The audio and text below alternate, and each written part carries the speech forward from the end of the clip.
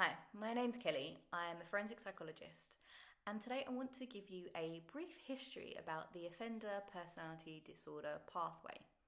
So, in 2001, the Dangerous and Severe Personality Disorder Programme, otherwise known as DSPD, was established in the UK.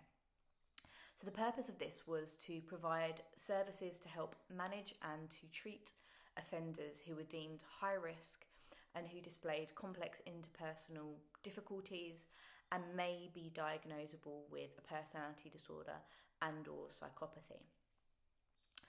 But after this programme was started in the UK, there was a number of evaluations about the DSPD, and it was the Bradley Review in 2009 who looked into mental health provisions within the criminal justice system, and they subsequently following this review, the DSPD was actually dissolved. If you want to learn more, I can do another video on the Bradley Review or go and check it out. So it's a Bradley Review from 2009. And subsequently, the OPD pathway, so the Offender Personality Disorder Pathway, was initiated in 2011. And this was a joint strategy between the Ministry of Justice and the Department of Health. And those agencies worked jointly and they created initiatives on which the OPD pathway was developed, and it was a collaborative approach. And the idea was the OPD pathway attempted to address some of the concerns and the limitations that were highlighted about the DSPD programme. So this included a better way of actually describing the pathway of care, providing care to more offenders, as the DSPD targeted quite a small amount of offenders who actually needed the support. And also being able to put in place early identification of the target population. So not leaving it until someone had been in custody for a long period of time, maybe tried to engage in programs that hadn't quite worked, and then deciding, okay, well, this person needs some additional support. So having that early identification and a clearer pathway was one of the initial aims of the OPD pathway. And with the OPD pathway, it aims to improve public protection, but also the psychological health of offenders as well. And there's lots of research exploring about the importance of the OPD pathway.